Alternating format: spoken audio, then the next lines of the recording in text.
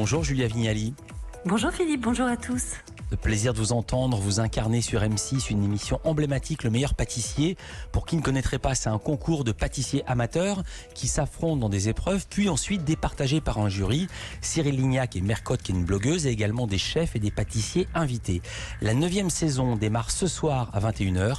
Bande annonce. Le meilleur pâtissier, ça y est, on y est. À vos marques. Pâtissier. C'est parti pour une nouvelle saison, vraiment pas comme les autres. J'ai jamais fait une frisson. Ça y est, je respire. Embarqué pour un tour du monde de la gourmandise. Les gars, je vous amène à la Réunion. Et moi sur la Lune. C'est super le décor là. J'ai du savon plein la bouche, c'est génial. Au menu, de l'inattendu et des nouveaux challenges. La dégustation se fera directement dans l'antre du diable. Et cette année, un événement pourrait remettre tout en question. Ah oui? Oh là là là là. Qu'est-ce que c'est que ce bordel? Le meilleur pâtissier, nouvelle saison sur M6. Normalement, on tourne ces émissions avec beaucoup d'avance. Il paraît que les tournages se sont arrêtés il y a seulement 3-4 semaines, le 10 septembre dernier. Vous confirmez, Julia Vignali? Tout à fait. 10 septembre, c'était la date de fin des tournages. Normalement, c'est beaucoup plus, vous allez comprendre pourquoi. Et alors, votre arrivée dans l'émission est marquée par une vanne de vous qui m'a bien fait rire. Bonjour à tous. Bonjour. Bienvenue sous la tente du meilleur pâtissier. Merci. Tu sais, vous avez un bol terrible cette année. Mercotte a perdu le goût et Cyril l'odorat. Donc vous êtes tranquille. La bonne blague, j'ai bien ri. Vous faites ah, sauf que quand vous faites cette vanne, vous n'avez pas conscience de ce qui vous attend. Qu'est-ce qui vous est tombé dessus? Racontez. Alors là, l'enfer, en fait, effectivement, j'aurais jamais fait cette vanne. Déjà, je pensais pas qu'il allait la garder au montage. Et ensuite, au vu de l'actualité, effectivement, c'est beaucoup moins drôle puisqu'on a eu un cas de Covid sur le tournage et nous avons effectivement... Un cas de Covid J'ai lu dans la presse, 16 Oui. personnes de l'équipe ont été déclarées positives au Covid, 16 sur une équipe de 70 personnes. Oui, alors moi j'ai jamais eu les chiffres parce que secret médical, mais effectivement nous on nous a simplement dit il y a un cas de Covid, rentrez chez vous, mais je pense que ce cas de Covid s'est transformé effectivement en plusieurs cas de Covid.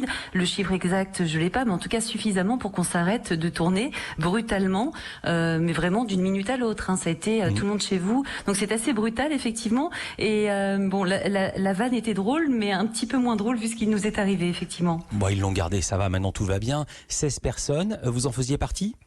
Alors j'ai eu la chance de ne pas en faire partie parce que j'ai eu le Covid en fait quand j'étais au moment du confinement et je pense que ça m'a malgré tout prémuni de l'attraper une seconde fois, même si on sait que malgré tout on peut le rechoper une deuxième fois. En tout cas ça n'a pas été mon tour sur le tournage. Et Mercotte faisait partie des cas positifs au Covid. Alors non, pas à ma connaissance. Mercotte, en fait, ce qui s'est passé, c'est que déjà moi j'ai pas eu connaissance de qui a eu le Covid ou pas, parce que c'est normal, hein, secret médical, et donc on n'a pas eu les noms des gens qui étaient touchés. On a simplement su, surtout que personne n'avait été touché gravement. Et puis en ce qui concerne Mercotte, je pense que vous faites allusion à Mercotte parce que effectivement il y a une partie de l'émission qu'elle passe en présentiel avec nous et une autre partie après l'arrêt et le confinement qu'on a subi, elle n'est plus avec nous. La production a préféré qu'elle continue de co-animer l'émission depuis Chambéry, là où elle réside, pour ne vraiment pas du tout lui faire prendre de risques. Exactement, on va raconter le dispositif. Elle est dans le premier épisode que j'ai vu et qui passe ce soir. Et ensuite, elle disparaît non pas de l'émission, mais du lieu de tournage, à savoir le château où vous êtes. Donc elle est dans sa Savoie natale. Question, pourquoi ne pas l'avoir installée dans une pièce du château, à l'isolement? Pour quelle raison? Pour qu'elle puisse continuer à goûter les pâtisseries, les réalisations des candidats. Alors, je pense que c'était le vœu le plus cher de Mercotte, hein, c'était de continuer à habiter le château et surtout de continuer à manger les gâteaux. Mais encore une fois, ça c'était une décision de production pour qu'il y ait vraiment aucun risque et même pas prendre le risque qu'elle prenne un train pour regagner Paris. Donc vraiment, c'était pour que le risque zéro qui n'existe pas, on le sait, mais essayer de minimiser en tout cas tous les risques. Alors du coup, Julia Vignali, vous avez pris une place beaucoup plus importante dans l'émission. Vous avez pris le rôle de Mercotte en gros. Mais pas du tout. Alors j'ai lu ça dans la presse, mais pas du tout. Mais pour moi j'ai lu, il paraît que c'est vous qui goûtez les gâteaux. Mais non, mais parce que tout ça est parti d'une vieille vanne. Vous savez, moi, les vannes, je pratique beaucoup la vanne et apparemment pas toujours à bon escient, on vient de le voir.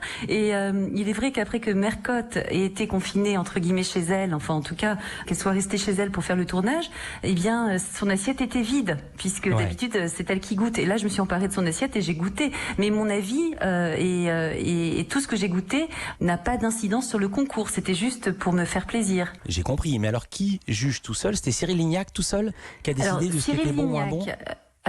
jugé effectivement sur le goût tout seul, surtout sur les saveurs, c'était uniquement lui, et il essayait de décrire à Mercotte à quoi ça pouvait ressembler en bouche, ce qui était assez intéressant, puisqu'en fait Mercotte s'est retrouvé comme nous tous à regarder la télévision, enfin en tout cas l'écran sur lequel était retranscrit l'image des gâteaux, elle était obligée comme nous les téléspectateurs d'imaginer à quoi ça pouvait ressembler en bouche.